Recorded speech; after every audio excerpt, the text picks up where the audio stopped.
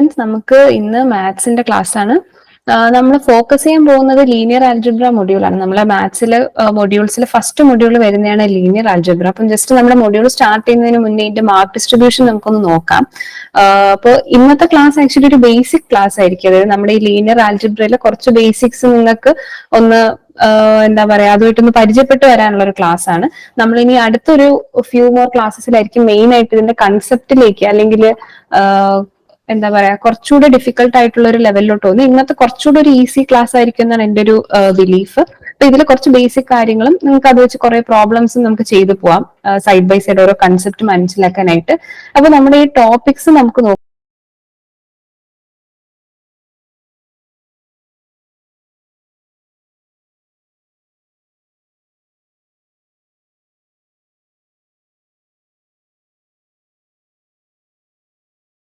നോക്കുമ്പോഴത്തേക്കും ഇവിടെ കാണാൻ പറ്റുന്നത് ലീനിയർ ആൽജിബ്രയിൽ വരുന്ന മെട്രിക്സ് ആൽജിബ്ര എന്ന് പറഞ്ഞിട്ട്. അപ്പൊ നമ്മൾ മെയിൻ ആയിട്ട് മെട്രിക്സസ് നമ്മൾ കവർ ചെയ്യുന്നുണ്ട്. പിന്നെ അതുമായിട്ട് അസോസിയേറ്റ് ലീനിയർ ഇക്വേഷൻസിന്റെ സിസ്റ്റം എന്ന് പറഞ്ഞിട്ടൊരു ടോപ്പിക് ഉണ്ട്. പിന്നെ റോ എഷ്ലോൺ ഫോം, മെട്രിക്സിന്റെ റാങ്ക്, പിന്നെ ലീനിയർ സിസ്റ്റത്തിന്റെ ഒരു ഫണ്ടമെന്റൽ തിയറം, പിന്നെ eigen values and eigen vectors. Basically ഇത്രയും ക്വസ്റ്റ്യൻസ് അല്ല ടോപ്പിക്സ് ആണ് നമുക്ക് മെയിൻ ആയിട്ട് ഇവിടെ ഡിസ്കസ് ചെയ്യാനായിട്ട് വരുന്നത്. ഇനി നിങ്ങൾ ശ്രദ്ധിച്ചു കഴിഞ്ഞാൽ ഈ മാത്സിൽ നമുക്ക് 5 മൊഡ്യൂൾസ് ഉണ്ട്. ഞാൻ ഈ എല്ലാ മൊഡ്യൂൾസും വെച്ചതിന്റെ റീസൺ എന്ന് പറഞ്ഞാൽ ഇവിടെ നിങ്ങൾക്ക് മാർക്ക് ഡിസ്ട്രിബ്യൂഷന്റെ ഇമ്പോർട്ടൻസ് അറിയാൻ വേണ്ടിയിട്ടുണ്ട്. അതായത് കമ്പാരിറ്റീവ്ലി ഒരു ഈസിയർ ടോപ്പിക് ആണ് നമ്മുടെ. ആക്ച്വലി ഇതിലെ എല്ലാം അത്ര ടഫ് ആയിട്ടുള്ള ടോപ്പിക്സ് ഒന്നും അല്ല. എന്നാൽ പോലും നമുക്ക് കുറച്ച് സിമ്പിൾ ആയിട്ടുള്ള ഒരു ടോപ്പിക്കാണ് ഈ ലീനിയർ ആൽജിബ്ര എന്ന് പറഞ്ഞാൽ. പക്ഷെ അത് പഠിച്ചാൽ തന്നെ നമുക്ക് കിട്ടുന്നത് 8 മാർക്കോളമാണ്. നമ്മൾ നോക്കിക്കഴിഞ്ഞാൽ മൊഡ്യൂൾ 3യും 5ഉം ഒക്കെ ഇത്രയും ടോപ്പിക്സും ഉണ്ട്. ബട്ട് 4 മാർക്സ് ഡിസ്ട്രിബ്യൂഷൻ ഉള്ളു എന്ന് പറഞ്ഞാൽ നിങ്ങൾ മിസ്സാക്കി കളയണമെന്നല്ല ഞാൻ ഉദ്ദേശിച്ചത്. ഇവിടെ നിങ്ങൾക്ക് ഈസി ആയിട്ട് ഈ 8 മാർക്കും മിസ്സാക്കാതെ സ്കോർ ചെയ്യാനായിട്ട് പറ്റും. അപ്പൊ അങ്ങനെ ഒരു പൊട്ടൻഷ്യൽ ഉള്ള ഒരു മൊഡ്യൂളാണ് ഇത്. അപ്പൊ നിങ്ങൾ ബേസിക് ആയിട്ടുള്ള കാര്യങ്ങളും കുറച്ച് കാൽക്കുലേഷൻ സ്പീഡും കിട്ടിക്കഴിഞ്ഞാൽ ഈ 8 മാർക്ക് നിങ്ങൾക്ക് ഉറപ്പായിട്ട് കിട്ടുന്നതാണ്. അപ്പൊ നിങ്ങൾ ബാക്കി വേറെ മാത്സ് ക്ലാസ്സിലൊക്കെ ചെയ്തിട്ടുണ്ടാവും, നിങ്ങൾ അറ്റൻഡ് ചെയ്തിട്ടുണ്ടാവും. അപ്പൊ എല്ലായിടും നിങ്ങൾക്ക് കോമൺ ആയിട്ട് ഓർക്കേണ്ട ഒരു കാര്യമുണ്ട്, നിങ്ങളുടെ സ്പീഡ്, കാൽക്കുലേഷൻ സ്പീഡ്. ചിലപ്പോൾ എക്സാം പോയിന്റ് ഓഫ് വ്യൂ നമുക്ക് ടിപ്സും ട്രിക്സും ഒക്കെ ഉപയോഗിച്ച് പെട്ടെന്ന് തീർക്കാൻ പറ്റുന്ന ടോപ്പിക്സ് ഉണ്ടാവും. ലൈക്ക് ക്വസ്റ്റ്യൻസ് ഉണ്ടാവും, ലൈക്ക് വളരെ സെക്കൻഡ്സിലൂടെ തന്നെ നമുക്ക് ക്വസ്റ്റ്യൻ വായിച്ച് ആൻസർ അറ്റൻഡ് ചെയ്യാൻ പറ്റുന്ന മാത്സിലെ ക്വസ്റ്റ്യൻസ് കാണാം. ബട്ട് സ്റ്റിൽ മാത്തമാറ്റിക്സ് ആയതുകൊണ്ട് തന്നെ ചിലപ്പോൾ കുറച്ച് സ്റ്റെപ്സ് ഒക്കെ ചെയ്ത് നമുക്ക് ഉത്തരം കണ്ടെത്തേണ്ട മോഡലിലെ ക്വസ്റ്റ്യൻസ് നമുക്ക് എക്സ്പെക്ട് ചെയ്യാം. കാരണം 40 മാർക്കുള്ളതുകൊണ്ട് നമുക്ക് അത്രയും ക്വസ്റ്റ്യൻസ്, ആ 40 ചോദ്യങ്ങളും കുറച്ച് മാത്തമാറ്റിക്കലായിട്ട് നമുക്ക് ചെയ്യേണ്ടതുണ്ട്. അപ്പൊ നിങ്ങൾക്ക് മാർക്ക് സ്കോർ ചെയ്യുന്നത് നിങ്ങൾക്ക് എത്ര കാര്യങ്ങൾ അറിയാമെന്നുള്ളതിലായിരിക്കില്ല, നിങ്ങൾക്ക് എത്ര ഫാസ്റ്റ് ആയിട്ട് അത് ചെയ്യാൻ പറ്റുന്നു എന്നുള്ളതിലും ഇമ്പോർട്ടൻസ് ഇരിക്കും. കാരണം നമുക്ക് പഠിച്ചു വരുമ്പോഴറിയാം കുറെ ഓരോ ടോപ്പിക്സിലും നമുക്ക് ടൈം കൺസ്യൂമിംഗ് ആയിട്ടുള്ളത് സെക്ഷൻസ് വരും. അപ്പോൾ മെയിൻ ആയിട്ട് എനിക്ക് പറയാനുള്ളത്, ഓരോ ടോപ്പിക്സ് കംപ്ലീറ്റ് ചെയ്യുമ്പോഴും നിങ്ങൾ അതിന്റെ മാക്സിമം ക്വസ്റ്റ്യൻസ് ചെയ്ത് പഠിക്കുക. പ്രാക്ടീസ് കൂടുതൽ വേണ്ട സെക്ഷൻസ് ഞാൻ ഇമ്പോർട്ടന്റ് ആയിട്ട് പറഞ്ഞുതരാം. അത് നിങ്ങൾ കൂടുതൽ പ്രാക്ടീസ് ചെയ്യണം. നമുക്ക് ക്ലാസ്സിൽ ഒരു ലിമിറ്റഡ് ടൈമേ ഉള്ളൂ. അപ്പം കാര്യം പറഞ്ഞ് കുറച്ച് പ്രാക്ടീസ് ചെയ്യുമെങ്കിൽ നിങ്ങൾ ബാക്കി എത്ര എഫേർട്ട് ഇടുന്നു എന്നുള്ളത് പോലെ ഇരിക്കും നിങ്ങളുടെ മാർക്സ് വരുന്നത്.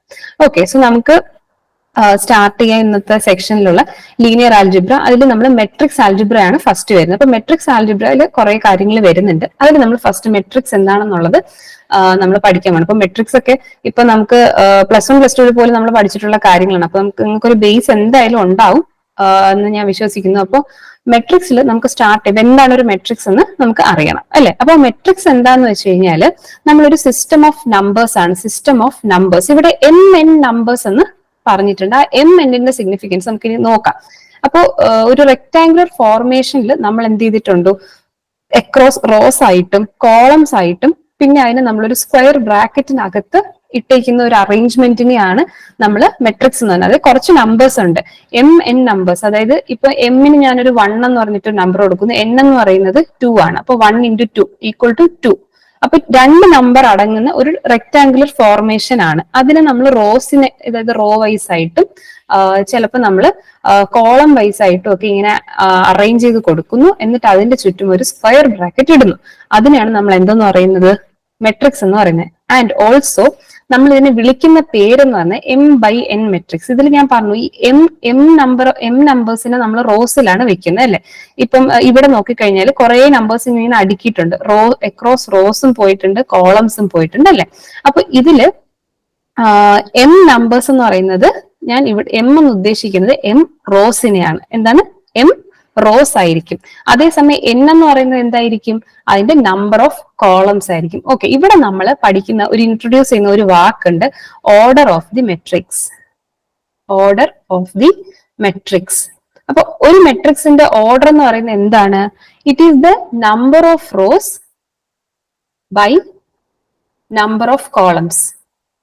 ഈ ബൈ എന്ന് പറയുമ്പോൾ നമ്മൾ ജസ്റ്റ് അതിനെ ഒരു മൾട്ടിപ്ലിക്കേഷന്റെ സിമ്പിൾ യൂസ് ചെയ്ത് സെപ്പറേറ്റ് ചെയ്യുന്നതാണ്. അപ്പൊ എം ബൈ എൻ ഇങ്ങനെയാണ് നമ്മൾ പറഞ്ഞത്. അപ്പൊ എം നമ്പർ ഓഫ് റോസും എൻ നമ്പർ ഓഫ് കോളംസും ഉണ്ടെങ്കിൽ അതിന്റെ ഓർഡർ എന്തെന്ന് എഴുതാം? നമുക്ക് എം ബൈ എൻ എന്ന് എഴുതാം. ഓക്കെ, അപ്പൊ ഇവിടെ കുറച്ച് നിങ്ങൾക്ക് ഇപ്പൊ അറിയാം, ഇവിടെ കുറച്ച് എക്സെട്ര പോലത്തെ സിമ്പിൾസ്, അതായത് ഇവിടെ ഇതിന്റെ ഇടയിൽ ഇനിയും റോസ് വരാം, കോളംസ് വരാം എന്ന രീതിക്ക് കാണിച്ചിരിക്കുന്നതാണ് ഈ ഒരു സിമ്പിൾ. പക്ഷെ നമ്മളിപ്പോ അസ്യൂം ചെയ്യാണ് ഈ ഇത്രയും വരികളെ ഉള്ളൂ എങ്കിൽ നമുക്ക് ഇതിന്റെ ഓർഡർ ഒന്ന് എഴുതി നോക്കാം. അതായത് ഇതിന് എത്ര റോസ് ഉണ്ടാവും? ഈ ഒരു മെട്രിക്സ് എ എന്ന് പറയുന്ന മെട്രിക്സിന് 1 2 3 4 5 6 റോസ് ഉണ്ട്. അപ്പൊ 6 ബൈ എത്ര കോളംസ് ഉണ്ട്? 1 2 3 4 കോളംസ് ഉണ്ട്. അപ്പൊ ഇതാണ് നമ്മുടെ ഓർഡർ എന്ന് പറയുന്നത്. ഓക്കെ, വളരെ സിമ്പിൾ ആയിട്ടുള്ള ഒരു കൺസെപ്റ്റ് ആണ്. മെട്രിക്സ് എന്താണെന്ന് നിങ്ങൾക്കറിയാം, അതിന്റെ ഓർഡർ എന്താണെന്ന് നിങ്ങൾക്കറിയാം. പിന്നെ നമ്മൾ എപ്പോഴും മെട്രിക്സിനെ നമ്മൾ റിപ്രസെന്റ് ചെയ്യുന്നത് ഒരു ആൽഫബറ്റ് യൂസ് ചെയ്തിട്ടായിരിക്കും. ക്യാപിറ്റൽ ലെറ്റർ ആൽഫബറ്റ്സ് യൂസ് ചെയ്തിട്ടാണ് നമ്മൾ ഓരോ മെട്രിക്സിനെ നമ്മൾ ഡിനോട്ട് ചെയ്യുന്നത്. ഓക്കെ, ഇത്രയും കാര്യങ്ങൾ നിങ്ങൾക്ക് ക്ലിയർ ആണല്ലോ? ഡൗട്ട് ഉണ്ടോ എന്തെങ്കിലും? എന്തെങ്കിലും ഡൗട്ട് ഉണ്ടോ ആർക്കെങ്കിലും?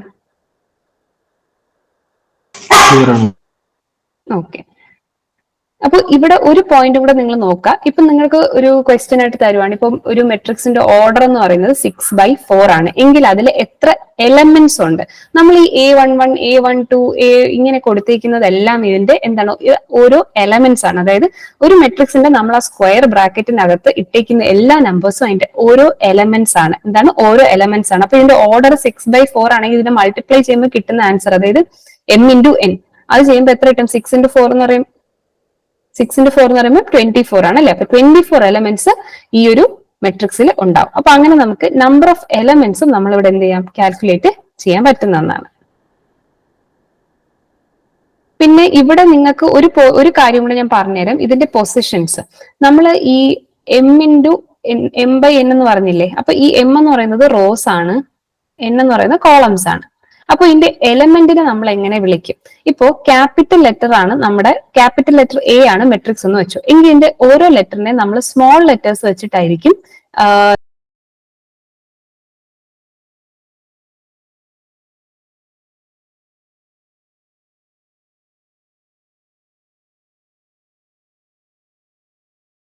എന്ത് ചെയ്യുന്നത്? ഇൻഡിക്കേറ്റ് ചെയ്യുന്നത്. ഇപ്പൊ എ ആണെങ്കിൽ എ സ്മോൾ ലെറ്റർ യൂസ് ചെയ്യും. പിന്നെ ഈ ഓരോ പൊസിഷനും നമ്മൾ IJ എന്ന് വിളിക്കും. അതായത് IJ.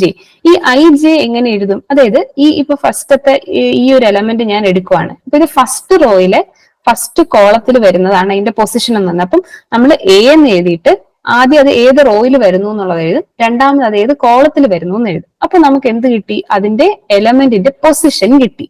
അപ്പൊ നമ്മൾ ജനറൽ ആയിട്ട് നമ്മൾ എന്ത് ചെയ്യുന്നു? AIJ എന്ന് പറയുന്നു. ഇത് എല്ലാ എലമെന്റ്സിന്റെ പൊസിഷൻ. അതിന് ഓരോ നമ്പേഴ്സും നമ്മൾ അസൈൻ ചെയ്ത് കൊടുക്കുമ്പോഴാണ്, അതിന്റെ റോയും കോളത്തിന്റെ പൊസിഷൻ അസൈൻ ചെയ്ത് കൊടുക്കുമ്പോഴാണ് നമുക്ക് എന്ത് കിട്ടുന്നത്? അതിന്റെ പൊസിഷൻ റിലേറ്റഡ് ആയിട്ടുള്ള ഒരു നമ്പർ നമുക്ക് കിട്ടുന്നത്. അപ്പൊ ഈ ഒരു എലമെന്റ് നോക്കിക്കഴിഞ്ഞാൽ എങ്ങനെ വരും? ഇത് 6ാമത്തെ റോയിലാണ് കിടക്കുന്നത്. അപ്പൊ A6. എത്രാമത്തെ കോളത്തിലാണ് വരുന്നത്? 4th column. അപ്പൊ A64 ആയിരിക്കും ഇതിന്റെ പൊസിഷൻ എന്ന് പറയുന്നത്. അപ്പൊ ഈ എലമെന്റ് എഴുതാനും നിങ്ങൾക്ക് ഇതിൽ കൂടെ മനസ്സിലായി എന്ന് വിശ്വസിക്കുന്നു. ഇനി ഒരു സിമ്പിൾ ആയിട്ടുള്ള കുറച്ച് ക്വസ്റ്റ്യൻസ് ആണ്. നിങ്ങൾക്ക് ഓർഡർ മനസ്സിലായിട്ടുണ്ടെങ്കിൽ ഈ ക്വസ്റ്റ്യൻസിന്റെ ആൻസർ നിങ്ങളൊന്ന് വേഗം പറയാം. ഇപ്പൊ ഒരെണ്ണം ഞാൻ ചെയ്യാം. നമ്മൾ എന്താ ഓർഡർ എന്ന് പറയുന്നത്? റോ ബൈ കോളം ആയിരുന്നു അല്ലെ? Row by column. അപ്പൊ ഫസ്റ്റ് ക്വസ്റ്റ്യനിൽ എത്ര റോസ് ഉണ്ട്? 1 2. അപ്പൊ 2 ബൈ 1 2 3 കോളംസ് ഉണ്ട്. അപ്പൊ ഇതാണ് നമ്മുടെ ഓർഡർ എന്ന് പറയുന്നത്. എങ്കിൽ ഇതിപ്പോ 2/3 ആണെങ്കിൽ നിങ്ങൾ ബാക്കിയുള്ളത് പറഞ്ഞ് ഇതിന്റെ ഒരു ആൻസർ പറഞ്ഞ എത്രയാ ഓർഡർ എന്നുള്ളത്? 3/2. അതെ, റൈറ്റ്, 3/2. നമുക്ക് 3 റോസ് ഉണ്ട്, 2 കോളംസ്. ഇതിന്റെതോ? 1/2. 1/2. ഓക്കെ, എല്ലാരും നോട്ട് ചെയ്ത് പോവുക. എന്തെങ്കിലും ഡൗട്ട് ഉണ്ടെങ്കിൽ ചോദിക്കാം. പിന്നെ ഇതിന്റെതോ? ഈ 4th വൺ? 3/4. 3 റോസും 4 കോളംസ് അല്ലേ? ഇത് വളരെ ഈസി ആയിട്ടുള്ള ഒരു കൺസെപ്റ്റ് ആയിരുന്നു.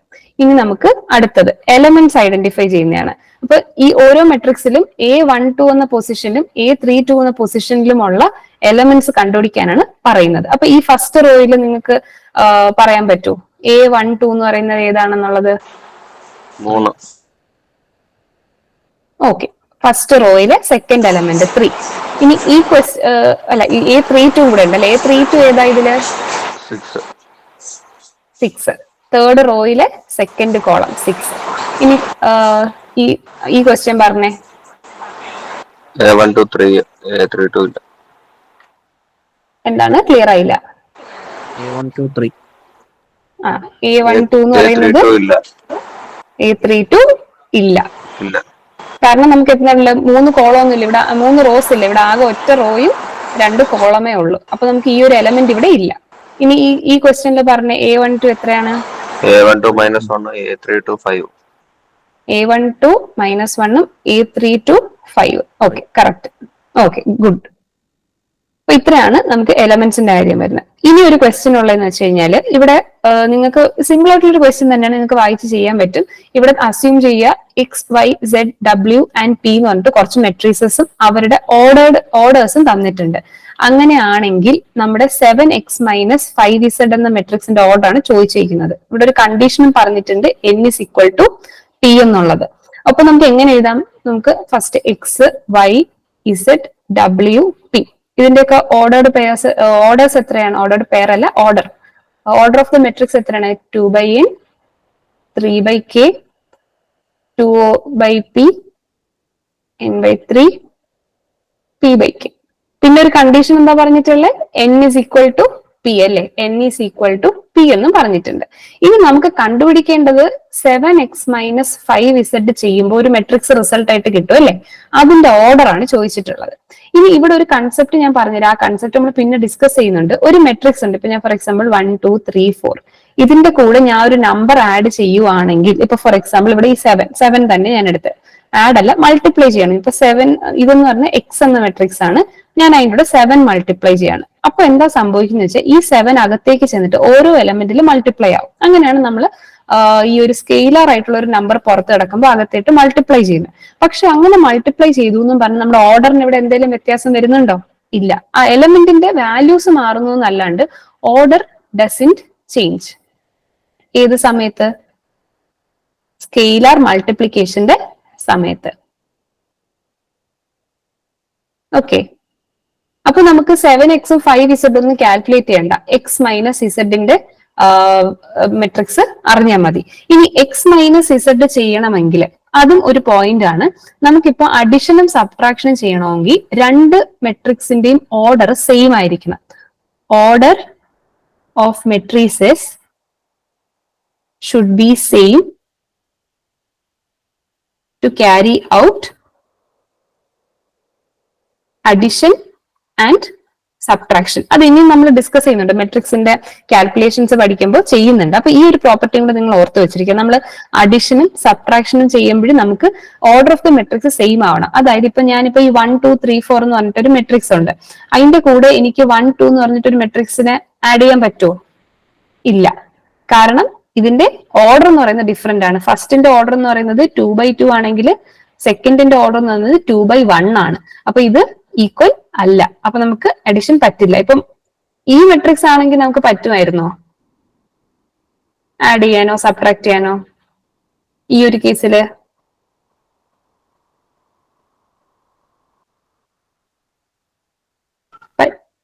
പറ്റുമോ ഇല്ലയോ?